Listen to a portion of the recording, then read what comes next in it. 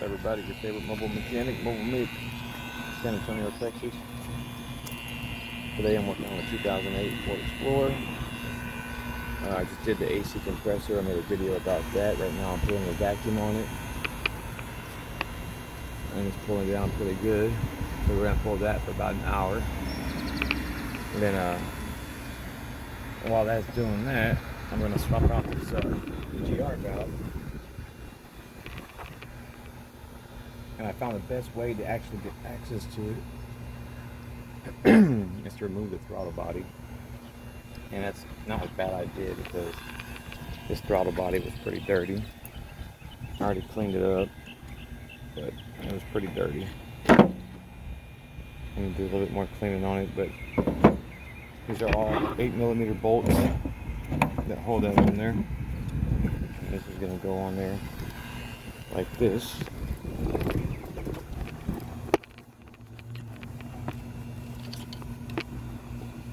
So this goes on there like that. Take the air hose off from the air box to the throttle body. Take that off. Those are 8mm bolts. The one in here is a stud. It's got a 10mm nut that holds a bracket, small little bracket on there for the wires, the wire harnesses to clip into it. This will be this one. Take that off, and the 8mm nut is behind it. Once you start backing that off, that whole stud and everything will come out. Or you might get lucky and get that nut off by itself. But anyways, and then as you can see, we got better access to this pipe right here, this exhaust pipe coming off the manifold to the EGR valve. I already broke that loose. So I used a small crescent on that. I didn't bother looking for the right size wrench, but I used a small crescent and was able to get in there and break that loose.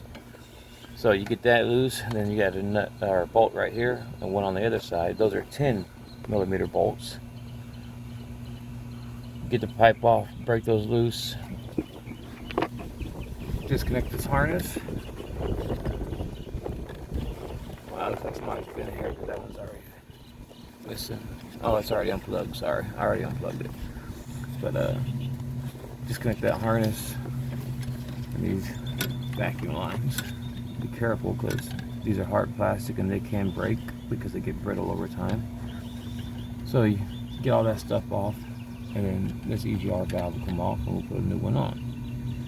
So give me just a second and I will show you how we're going to do this. I like to use a little tool here, my body clip removing tool, to slide these little vacuum hoses off. It just makes it so much easier as you get behind it.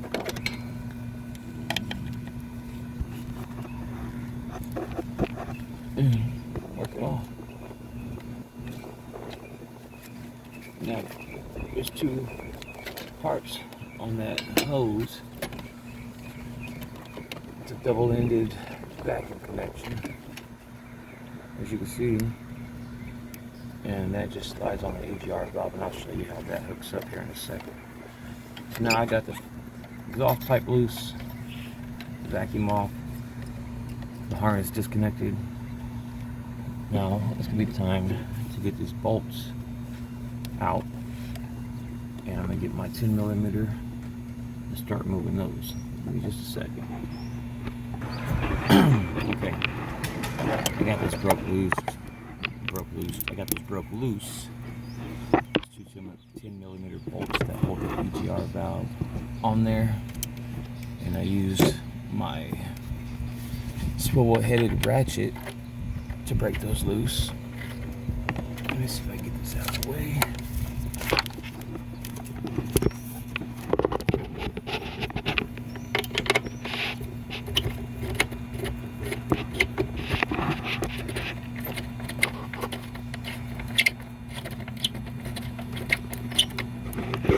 We're unscrewing these right now. as you can see, the EGR valve is starting to come loose and move around a bit. And of course, the new EGR valve came with a new gasket and new bolts. And we're going to put a little bit of anti-seize on those new bolts before we put them in, because we're dealing with high heat and you don't want those things seizing on you if you ever have to remove this thing again. Now, all my parts I've ordered online, and I can put a description, or I'll put a link in the video that'll take you right to the parts. I've been a mechanic for, hell, I started when I was 12. I helped my older brother do an engine swap on a car for one of my sisters, and I was actually in there getting my hands dirty and helping them with the swap. And to see that vehicle run and drive and operate the way it was supposed to, I got very infatuated with working on vehicles. Do I regret it now? Yeah. It can be a pain in the ass sometimes, just due to the fact that over the years, you could get in some tight spots, and over the years, your body starts to not be so cooperative, meaning that you end up with hand cramps, or in my case, I've got tennis elbow on both of my elbows from wrenching for about 30 years, 32 years at that. So when I was in high school, we had an automotive course, and I played football and all the other good stuff as I was an active teen. And I decided that I wanted to get into the automotive course because I figured I'd be pretty good, and it'd be a great curriculum for me to take. So, there you go. There's the old EGR valve.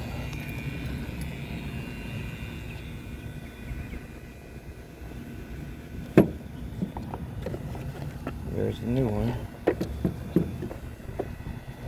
They look identical.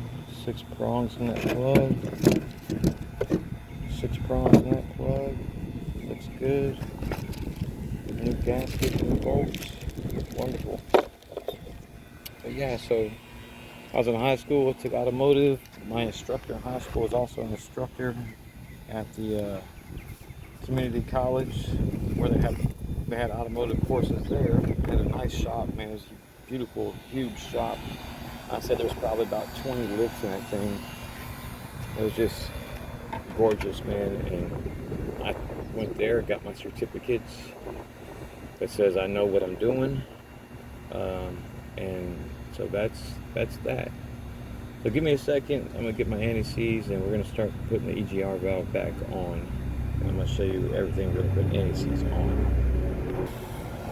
All right, guys.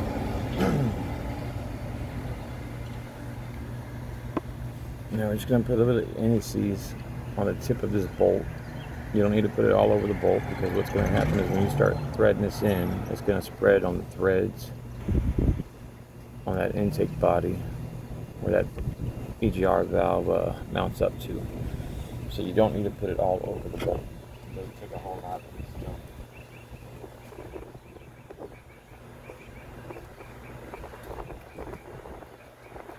We're going to do that.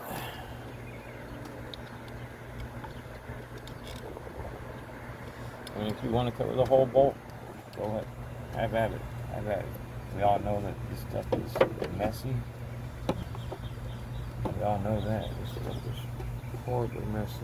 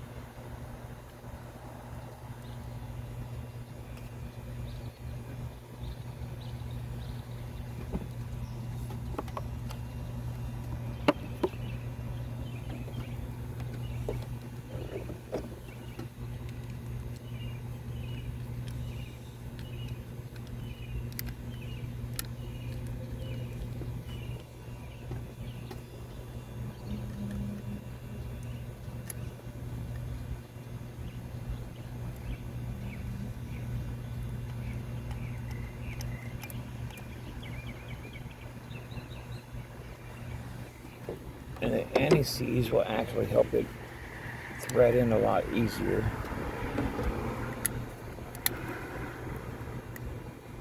So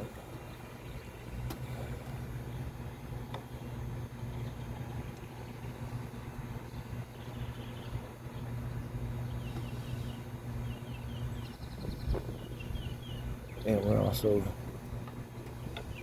gonna put some anti-seize on the threads on that pipe. I already put some on there, but you want to put some on that too, so it doesn't seize up on you down the road if you decide to go ham on tightening that down. So let me see if I can set this camera down somewhere to where we can get a good view.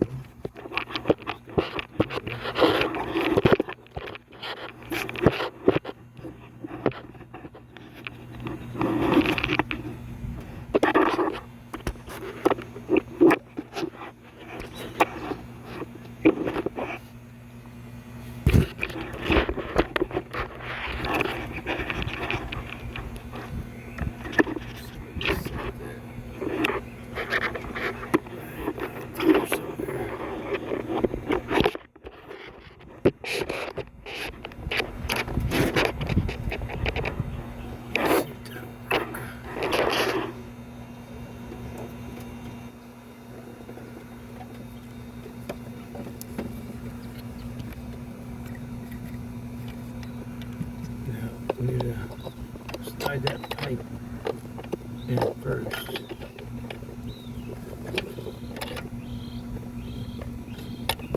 Before anything, this could be a bit of a pain in the butt. I need to put it through it. This pulls out just a bit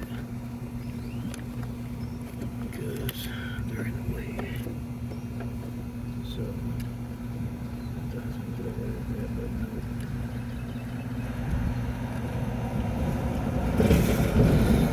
And the gasket is actually what's holding these bolts in place. The gasket is metal and it's got some holes for the bolts to go through, but the way that they're designed, and I just dropped the damn bolt. The way that they're designed is to allow the bolt to kind of stay in place.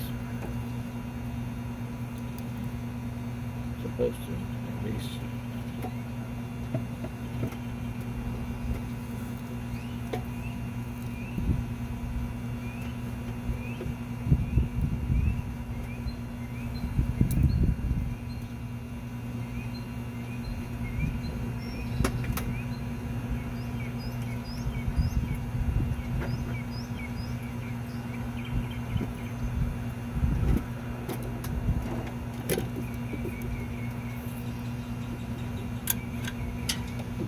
And I always have an extending magnet, telescoping magnet, just for the reason of dropping bolts or anything metal, bolt washers, etc. That's one of the number one tools a mechanic should have.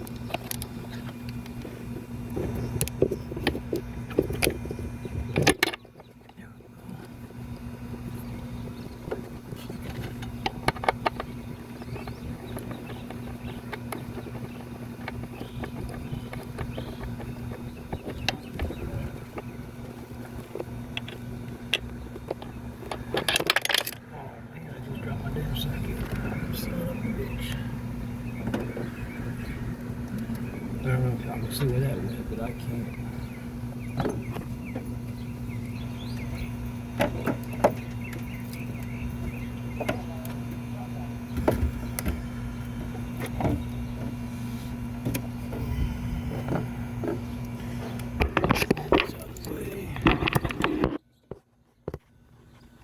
There it is. That's exactly what whenever I'm working on vehicles.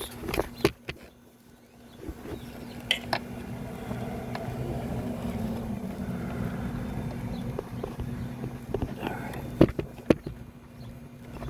I gotta just see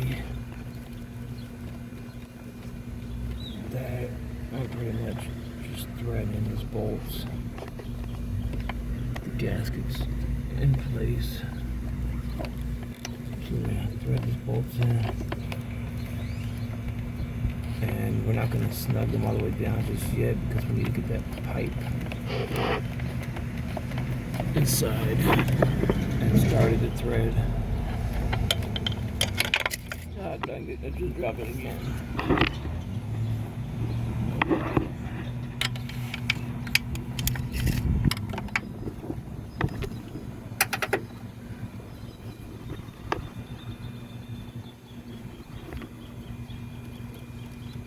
All good. Might get my little extension. Sorry for so much moving of the camera. I'm gonna get my little extension. I have more to grab.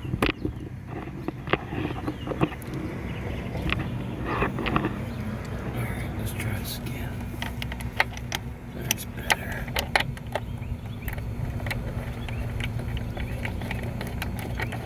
A lot better.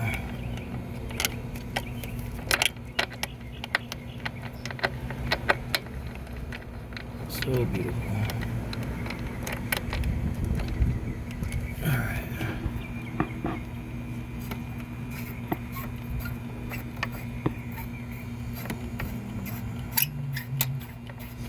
You see, this is on that pipe. It threads and smooth. Now, yeah, when the vehicle runs, you're going to smell it burn a little bit, but that's why you want to use a high temp anti-seize on these threads when you're doing the exhausts or any part of the engine. But something that's got high heat rated. Like I said, I use a 10-inch crescent wrench.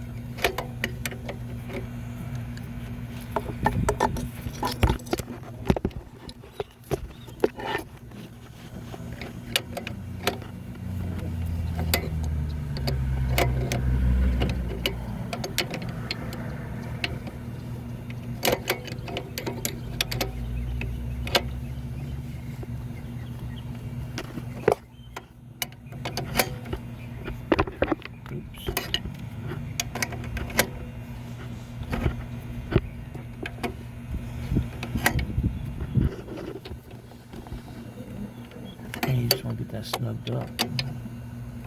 I mean, you gotta make sure it's tight, but you don't have to go super tight on that shit because then you're gonna end up damaging it.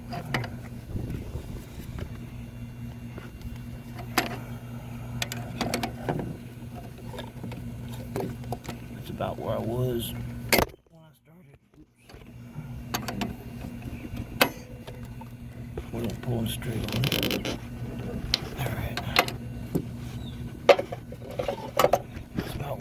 When I started. So that's on there nice and snug. Now we're going to make sure the bolts, these bolts, this one and the one on the other side, that one right there, we're going to make sure those are snug. And we're going to start putting the throttle body back together after that. So give me 1 second. Alright. Everything's tightened up, snugged up. Not excessively tight. So I'm going to connect that back up. Plug that in. Plug the harness in. Snap. Crackle and pop. All that's together now.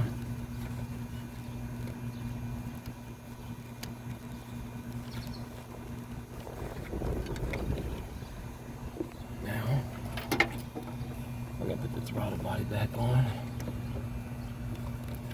Sorry about that. I had a guy pull up, ask him if I was a mechanic, and he needed some work done on his vehicle. He saw that I was a mobile mechanic. So the bad thing is he speaks nothing but Spanish.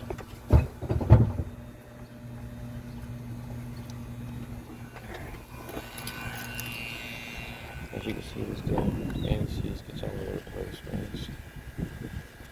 It's good stuff, but it's messy as hell.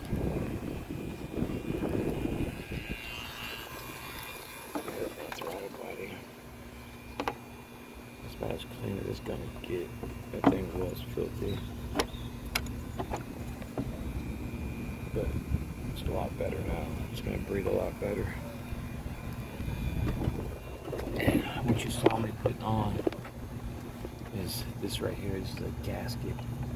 You gotta make sure that's on there, otherwise you're gonna end up with an issue with vacuum leaks. Because there's a seal right there.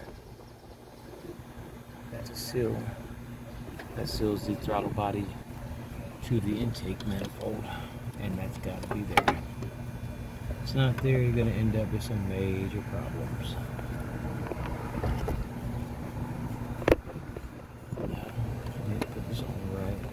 Make it work properly. So, got that mounted right there.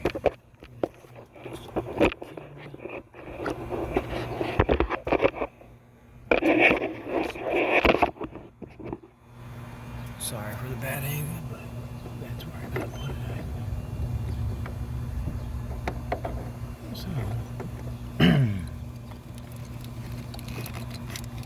like I was saying, here's that stud with the 8mm nut on it, and that goes top left corner because a bracket goes on there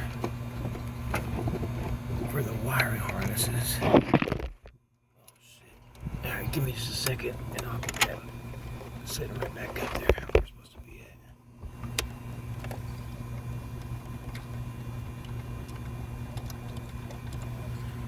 at.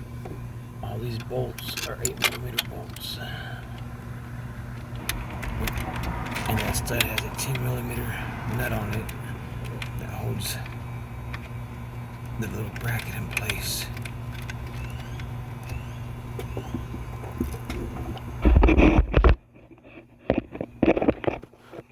By the time I'm done with this, I should be getting close to time to put a charge on the AC system.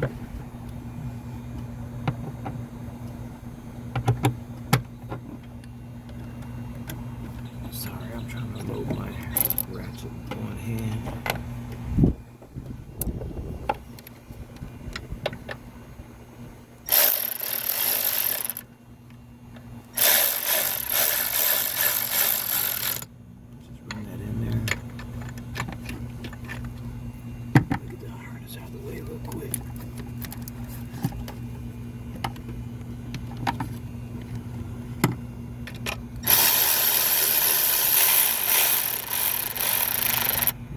Run them down, not all the way, because we still got other bolts that we put in there.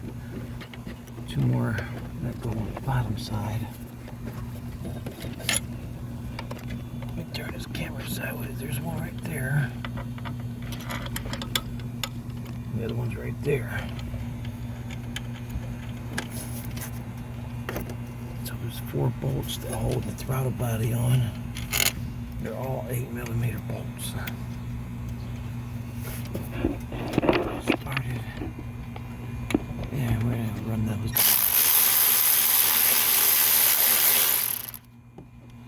Okay.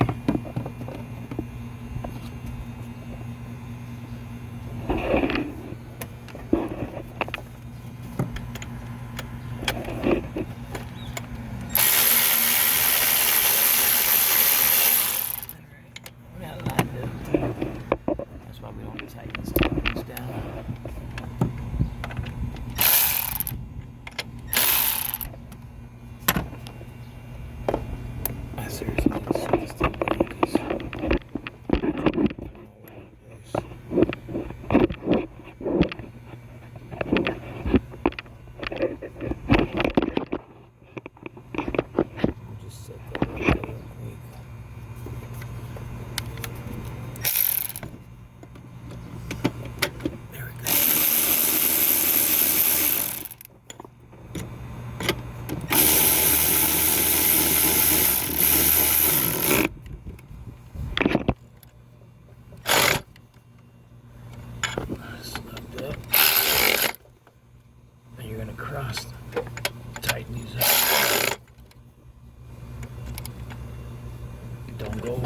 excessively tight because that intake manifold is plastic.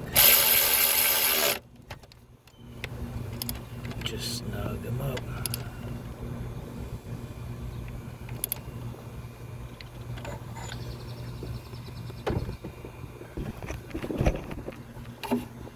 Now those are all snugged up. Here comes this little bracket that slides right there. And this little 10mm bolt, nut, that's what holds that on. So, let me get my 10mm socket.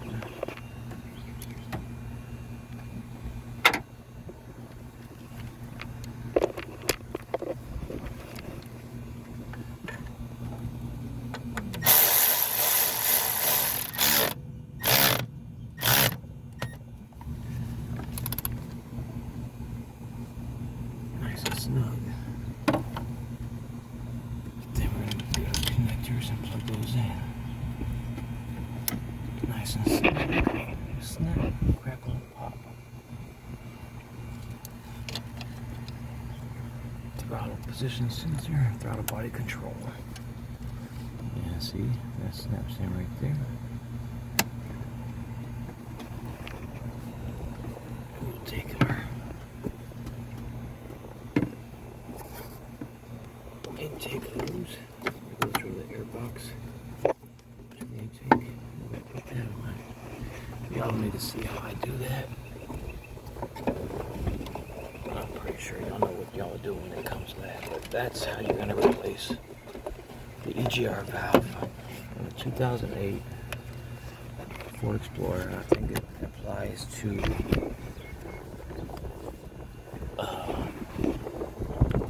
2005 to 2008, somewhere around there, if I'm not mistaken. Don't quote me on that, just guessing. But that's how that does. That's how it works. That's how it goes. That's how you're gonna get easy access to that EGR valve. So, all right, mobile mechanic, your favorite. Mobile Make, your favorite mobile mechanic, San Antonio, Texas.